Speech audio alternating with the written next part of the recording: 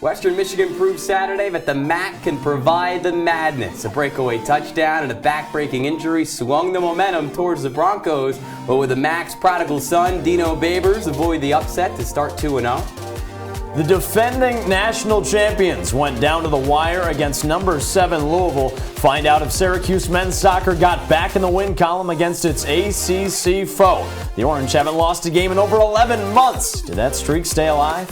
Over on Coin, number 6 Syracuse field hockey faced its toughest test yet. SU reignited a Big East rivalry when UConn came to town. Dylan Farquhar's crew fight for its 5th straight win to start her reign. Find out that and so much more with On the Bench. It starts now.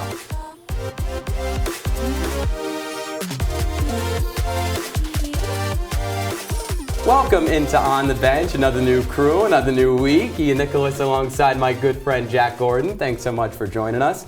Now, Jack, you might be a little sick of me. We were housemates this summer during our internship. Your favorite part of living with me and your least favorite part of living with me. All right, overall, I am tired of you. You're right. Worst part, I'll start with that. I'm not going to sugarcoat it. You don't do the dishes enough. You called me the mom of the house because I was always You were very much the mom of the house. Doing your work. But favorite part, you make me smile. You know, you've always got good jokes. Aww. You're always laughing. You're a jukebox when it comes to catchphrases and songs. Yeah, it's true. We'll see that throughout the semester, but that was the past. This is the present, and right now, we got to get into our headlines of a week.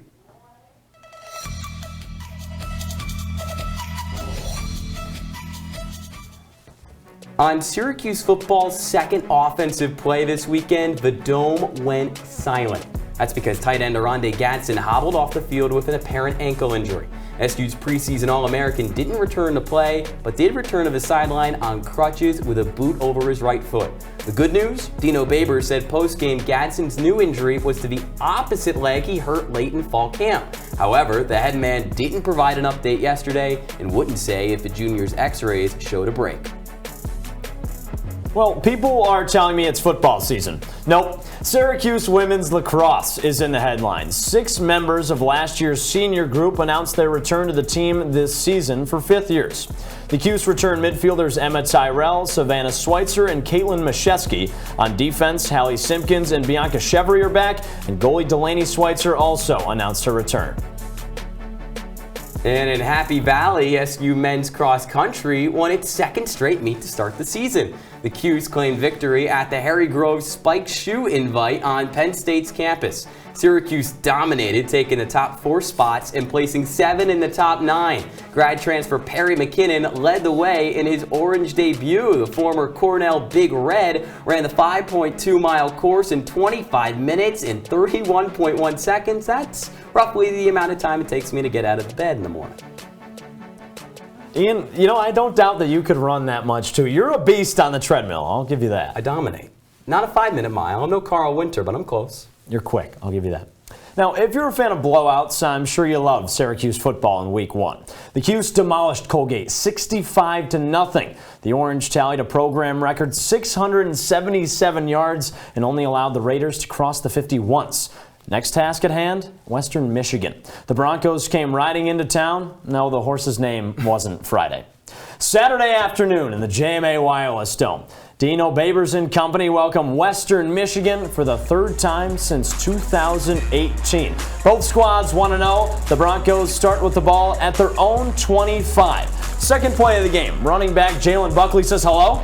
Hello? Somebody pick up the phone. He's making a house call. Buckley goes 75 yards to the crib. 7-0 Western Michigan. Until Syracuse cut the phone lines and said, hey, we'll take it from here. Sophomore LaQuint Allen gets SU its first touchdown of the season. The Orange take a 10-7 lead. It wasn't close for much longer. The Cuse went on a 48-0 run. This was one of the most spectacular plays of the day. Get to know the name Donovan Brown. The redshirt freshman snags a pass from Garrett Schrader and finds some space. Boom, he's gone. 86-yard touchdown. You're not slowing those wheels. 17-7 SU on top. Second quarter now, Syracuse pulling away. Garrett Schrader, just like always, wills himself into the end zone. He just lays the lumber, and the SU offense keeps on humming. You know, the defense wasn't too shabby either. To end the first half, Jason Simmons says, give me that. The safety picks off Jack Salopek, third career interception, but he's not content. Simmons has his eyes on the prize with a one-way ticket to the end zone. 84-yard pick six for number 6. As if they needed any more juice, Simmons takes the squad into the locker room with a whole lot of it. 45-7 at the break. The bench was emptied in the second half, and SU only put up 3 more points. 48-7 is your final. The Orange outscore their first 2 opponents 113-7. Through 2 games, the offense has been led by a group of receivers you may not totally know yet. Umari Hatcher, Isaiah Jones, and Donovan Brown all have over 150 yards. Ian, any one of them stand out to you the most? Donovan Brown's play was easily the play of the year for Syracuse, but I'm most impressed, Jack, with Isaiah Jones because he's got the size and the jump ball skills to potentially replace Oronde Gadsden if he is out for the short term. I love what he's doing, back healthy again for the Orange. Now, staying on the gridiron, Syracuse football mourns the passing of Mike Williams. The Buffalo native's agent said the 36-year-old died today at St. Joseph's Hospital in Tampa. Williams had been in intensive care after sustaining injuries from a construction accident. Across 3 seasons with the Orange, the wide receiver recorded over 2,000 yards and 20 scores. Williams was drafted by the Buccaneers in the 4th round of a 2010 NFL draft. After 4 years with the Bucs, the wideout finished his career with his hometown Bills. We'll be right back with On the Bench.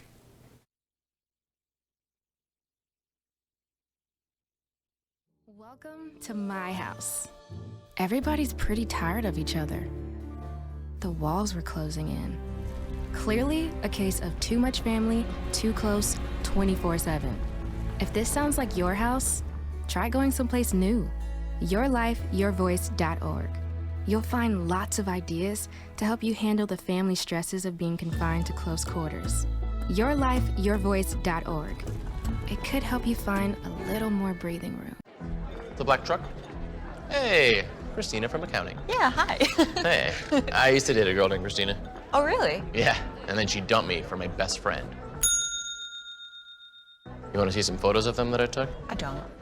I thought we talked about this, buddy. Buzz and overshared again? Yeah. Yeah. I'm gonna call a car. That's a smart idea. So yeah, I know, that's why I did it. Hey, you're gonna get back to the top of the mountain. Does that mean I'm gonna get back with Christina? No. Oh. No.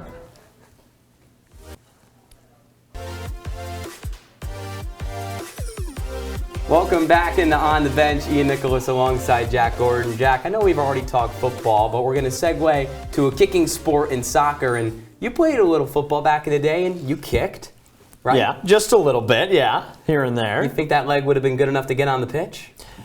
Well, I started on the pitch, Ian. That's how I became a kicker, yeah. That's how the story goes. Soccer player converted to kicker. Not for a long time, though. They didn't love me out there. Unfortunately, they didn't love you enough to be a part of the national championship season last year. You know what might be harder than kicking a football, though? Keeping the longest unbeaten streak in college soccer. Number 4, Syracuse men's soccer had a chance on Saturday to avoid defeat in its 19th match in a row. Its opponent, 7th-ranked Louisville, to start ACC play. First of all, I want you to appreciate the crowd from SU Soccer Stadium. The Orange faithful support, it's important against a Cards team with a pair of top 20 wins. We start in the 11th minute. Brandon McManus, former NFL kicker, no, the soccer player, sends it over to the ACC reigning Offensive Player of the Week, Gage Guerra. He makes it 1-0 Cards. But hold on, just a minute later, Bryce LaBelle for Louisville has his hands in the air. He's saying, I didn't touch him. Well, in all reality, he just unpeeled an Orange player right there. And if you don't believe me or the referees, believe video replay. The foul's not only confirmed, SU's awarded a penalty kick. It's the first penalty kick of the year for SU. Who's going to take it? No one else but Lorenzo Baselli. This guy knows a thing or two about making important penalty kicks. Just ask last year's national championship squad. Ask this year's squad, too. He ties it up at 1. From the 12th minute all the way to the 33rd, Syracuse keeps up the pressure, forces a turnover. Giorgio Krzyzewski sends it to the top of the box. Mateo Levesque with the snipe in the right corner. Syracuse takes the lead 2-1. Now Syracuse held this lead all the way to the 89th minute. That's when Louisville got its 6th corner and its 6th goal of the year from Gage Guerra. The Army transfer prancing all around the pitch because even though Syracuse outshot the Cards by 11 in this game, they couldn't get that 3rd goal and they walk away with a 2-2 draw. Now in any other season, Jack, that would be a pretty good result. When you're coming off the heels of a national championship, you are going to be targeted every single game. Well, Ian, last year's team, they didn't have these expectations. They started as kind of a nobody and skyrocketed towards the end of the season. Obviously won the national championship. This year, you come in as the #1 team. Everybody wants to get you. The hunter became the hunted. Now, Syracuse had a game today. They were expected to beat Siena, but that wasn't the case, mainly because the Orange just didn't get the chance to do so. After plenty of rain, the game was called in the second half, a no contest at 0-0. So how about we take this deep dive into this game? There's no better way to do so than talk to the man that's watched this team from the start. And we will in just a moment. It was a scoreless one, Ian. Syracuse, again, it won't go down as a tie, a no contest. The offense just didn't show up. It ended around the 56th minute or so. 2 shots from Gabriel McKenna, Lorenzo Baselli. Just nothing could fall. They couldn't find it on offense tonight.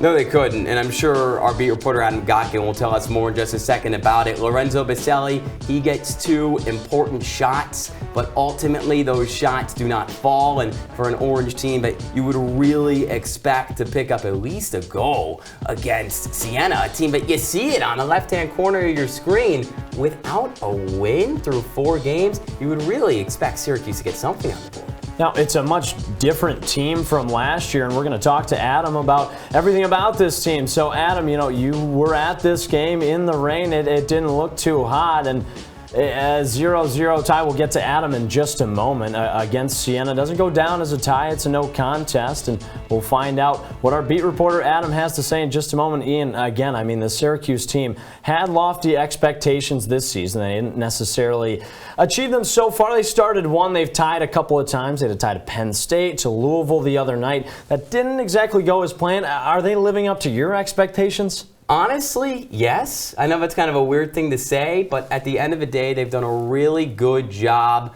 in the important games, but they haven't done great in the midweek. Same thing as last year, though. They struggled in the midweek, but they got it done when they needed to. They've got a lot of new pieces, Jack. I think they're going to figure it out on a more consistent basis sooner rather than later. Now, the fact that they have new pieces, do you think that helps them? Because people talk about the championship hangover, whether guys come back and maybe they don't care as much as they once did. Do you think it helps that all these guys are new? They weren't actually the ones to do it? They want to continue the trend here at Syracuse, right? This is not a blue blood program. This is a team that was unranked to start last season and went on an unbelievable run under an unbelievable coach in Ian McIntyre. You don't have Nathan Opoku, he's in the Premier League now. You don't have Russell Shealy, one of the best goalies in all of college soccer last year. But these guys coming from all across the country want to prove they can get it done on the biggest stage. They're hungry to get it done with the Syracuse team. We'll move on now from one pitch to another. You might not think a 1-4 UConn squad would be a big test for number 6 Syracuse field hockey, but don't let the numbers fool you. A Big East battle is back when OTB comes back in just a few. They call me Maxie, but I prefer tripod. I was your above-average four-legged homie, and then wham, bam, minivan. Some people pity me. Now that's lame. I still run, fetch, and swim. And the ladies love me. I'm the ultimate wingman. Just don't ask me to high five.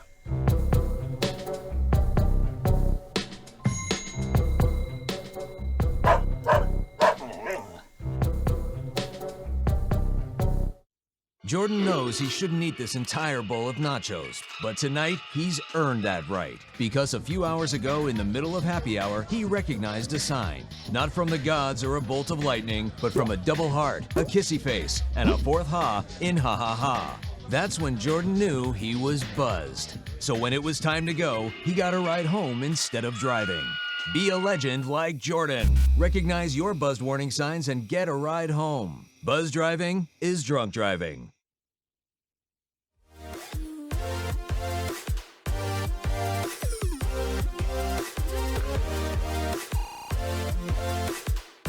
Us alongside Jack Gordon, and we move from one pitch to another with Syracuse field hockey, playing a Big East foe in UConn. But Jack, you're a Syracuse native. You know Syracuse athletics more than just the ACC. You know the Big East too. And what's your favorite memories from Syracuse in the Big East across athletics? Oh, that's a great question, Ian. The obvious answer, it's Syracuse men's basketball, those Big East matchups. And I'd have to go the Big East tournaments that were in Madison Square Garden. Those were so fun to watch. You had some bloodbaths in there. The Syracuse, UConn, Georgetown, St. John's.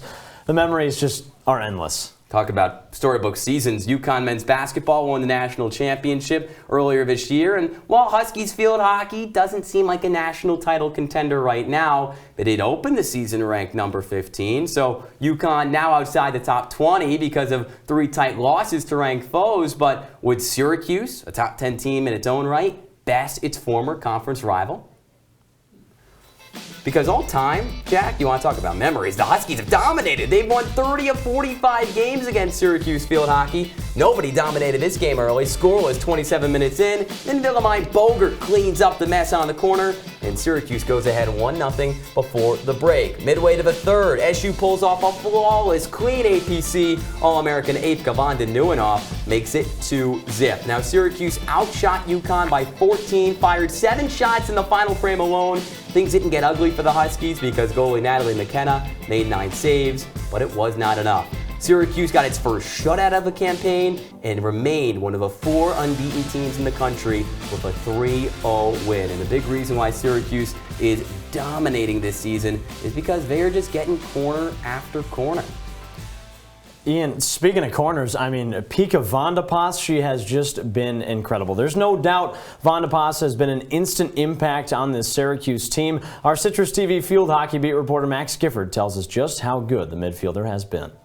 The first day I came here, everyone was so nice to me and they took me everywhere, and all the teammates were like, if you have to be somewhere, I can take you. They were so nice, and that's when I knew everyone is so good for me, and I knew I was in the right place. It's not every day a rookie comes in the form of a graduate student. Enter midfielder Pekka van de Pas. Hailing from Weert in the Netherlands, Van de Pas comes to Syracuse from Mop Dames A in the promotion class, the second highest level of competition in all of Dutch hockey. And although coming to the States can be daunting, the grad says it was the university's athletic culture that brought her to the 315. The thing that we live for the sport here. In my country, it's I have to work besides it, and it's just practice in the evening, and then you have a lot of different and other things to do. But here's we live for the sport here, and that's what I love the most. That you wake up in the morning and you're gonna play hockey all day, and I love that. Van de Pas is one of 8 Dutch players on the Orange this season, and while the midfielders enjoyed having teammates close to home, she's enjoyed the opportunity to join a global brand like SU. It's also very nice to have a lot of different countries and different people here that you can share your stories with. And so it helped a little bit, but it's also nice to have very different people in the team. In 2023, Van de Pas has taken Syracuse by storm.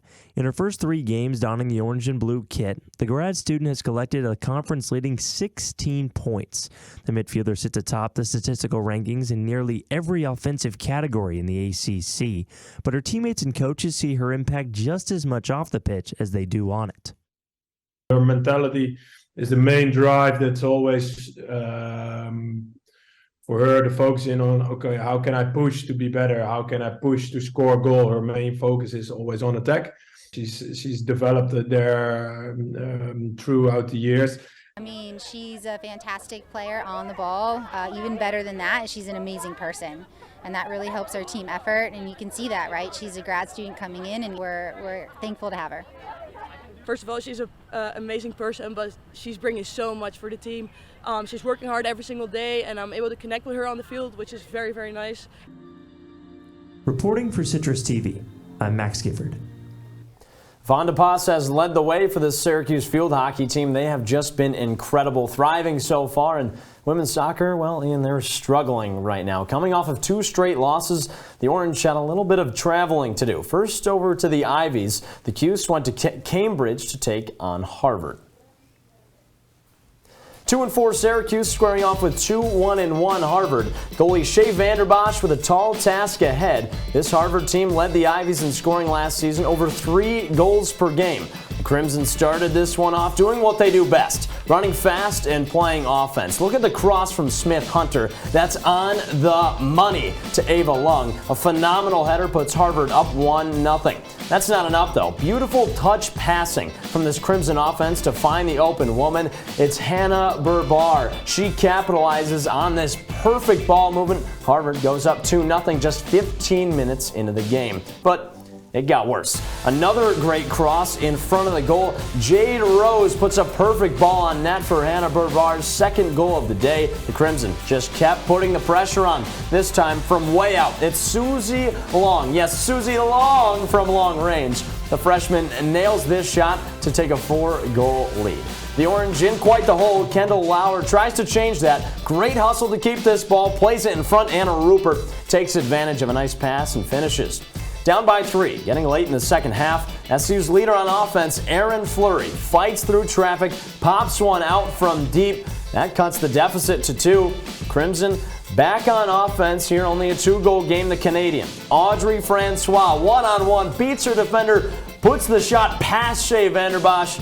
That's the nail in the coffin right there. 5-2, Harvard beats Syracuse. 3 days later, though, the Cuse head to Fairfield. The Stags at 2-3-1, the Orange 2-5. 30 seconds into the first half, Syracuse on offense here. Erin Fleury is wide open after this cross. Look at the golden opportunity right in front of the net. Can't capitalize. Now later on, Fairfield pushing on the offensive end. Maddie Theriault, one-on-one. She gets wide open. The goalie came to play. Shea Vanderbosch, the sophomore, had 5 saves. Second half action now. Still scoreless. The Stags on offense. Maddie Theriault breaks away again, but knocked down to the ground. It's a red card for Kate Murphy. Penalty was outside of the box. The Orange down to 10 players facing pressure. Under 3 to go. Theriault all by herself. The forward, this time she puts the brakes on. Looks for an option. Syracuse defense, they were stout. Defense stayed strong despite being down by a player. They played tough. 0-0. That's the draw. Cuse and Harvard. Syracuse women's soccer drops to 2-5-1 after a rough weekend. It's been a tough season overall. The Orange sit in the bottom half of the ACC in almost every important statistic. Up next for the Cuse is the first ACC game of the season. Syracuse heads to Miami for a Friday showdown. Coming up next on the bench, we take a look at the performers of the week, also the top plays of the week. The Stars are shining bright tonight. Don't go anywhere. We'll be right back.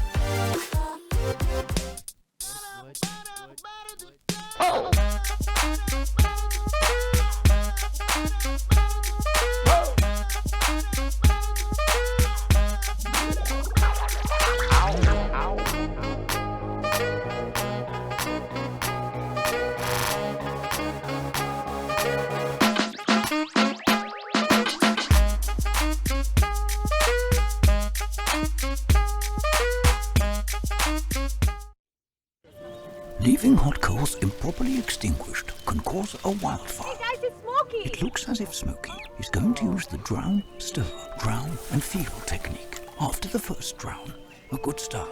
Next, another drink. And finally, a close feel. Is it cool? Okay. Yeah. Hey Smokey, catch! Oh, my bad, Smokey. Only you can prevent wildfires.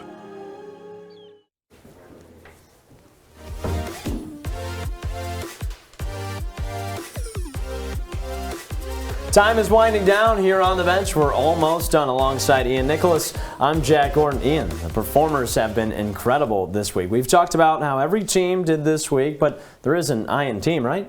Well, there's an I in Ian, but I'm not much of a team player. Hopefully I can round this thing out in style and work with you as our new team. Come on, man. New team. You have to be a team player. I'm working on it. I'm trying to be less of a solo guard. All right, fine. Let's talk about the individuals that shine the brightest. Those are our top performers. Our number 3 performer of the week, the leader of the men's soccer team, Lorenzo Baselli. He has been incredible. The engine of this offense. The senior leads the way with 4 goals this year. Baselli scored a penalty kick against Louisville to take a 1-0 lead. He's really been the tone setter for this SU team. In a new role, too, bumped up from the midfield last year up to the forward position. Somebody who's also done a lot of scoring for his respective team. Somebody who scored not once, not twice, but thrice over the weekend in Syracuse football's win against Western Michigan. Running back LaQuinn Allen only took him 8 carries to do so. All 3 of his runs were goal line plunges for the New Jersey native. So his first one went for 1 yard, his second one went for 1 yard. You get what I'm talking about here. LaQuinn proved he could do it all in week 1 with nearly 20 carries for over 100 yards in just the first half against Colgate. He backed it up with the physicality, though, in week 2 against the Broncos. Now, Ian, LaQuinn Allen was great, right? But have you heard the name Efka van de Nieuwenhof? Now, I love it. I mentioned a leader of the men's soccer team. How about a leader of the field hockey team? One of the best teams on campus. Efka van de Nieuwenhof is tearing it apart this season.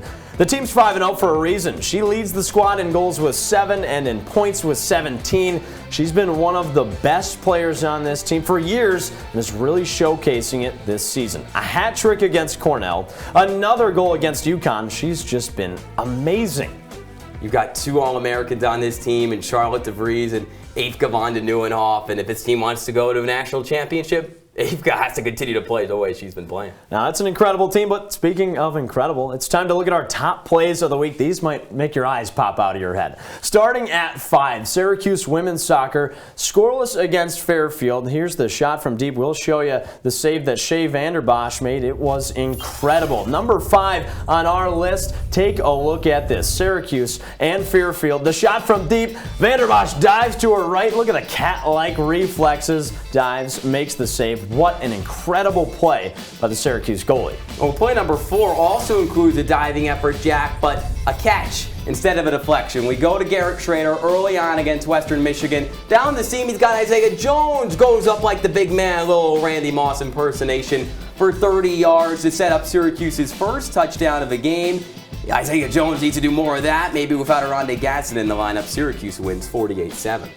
Jones has been incredible, but coming in at number 3, Syracuse football stomped all over Western Michigan. 48-7. Here's Jack Salapak, the Broncos QB. He struggled, threw the ball to the wrong team, and we call that an interception around these parts. Jason Simmons was there to pick it off, and when Simmons takes it 84 yards all the way to the house with some help from the blockers, some incredible stops by them, it's called a pick 6. Have a day, Jason Simmons. As Joe Buck said last night, there were no flags on the play. Somehow, some way. Number 2, we go back to the pitch. Syracuse women's soccer. Aaron Fleury, one of the lone bright spots on this team, a screamer from over 20 yards out on the road against Harvard. A late rally from the Orange on this beautiful strike from its leading scorer. Unfortunately, Harvard does win 5-2.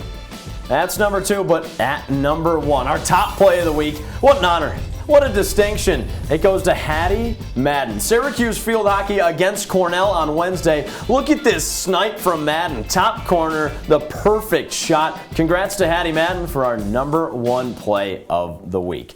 Now, Ian, you know plenty about this Syracuse field hockey team. They've been rock solid all season long. You think they're a contender this year? Oh, they're easily, right? They moved up a spot in the rankings each of the last 2 weeks because they haven't been upset, right? A lot of the top teams in the country have gone down in at least one game, but Syracuse has been tested both against a UConn team that was top 20 to start the year and against a Cornell team, a CNY rival that went back and forth with them. This team has good veterans, but also good young players. And ultimately, I really like what first-year head coach Lynn Farquhar has done to galvanize a really different group of players than last year's team under Ange Bradley. Now, you got some returners. You got Efka van de Nieuwenhof, Charlotte DeVries. How much have they meant for this team this season? Oh, they mean everything, right? I mean, Charlotte DeVries said in December she was not coming back for a 5th year with the team. Reverse course, and having a 4-time All-American back with your team, it's everything. But I really like what Efka van de Nieuwenhof has done. She's a beast on the set corners, and she's one of the best center backs in the entire country. Well, new coach, a brand new group of players, but some returners. We'll see what that team can do. Arguably the best on campus. It's tough to say. Tough to say. I would say right now, though, they're the only top 10 team on campus that hasn't lost. Both them and men's soccer, very good. Well, that's all we've got for you tonight with Ian Nicholas. I'm Jack Gordon. Make sure to tune in next time down the bench.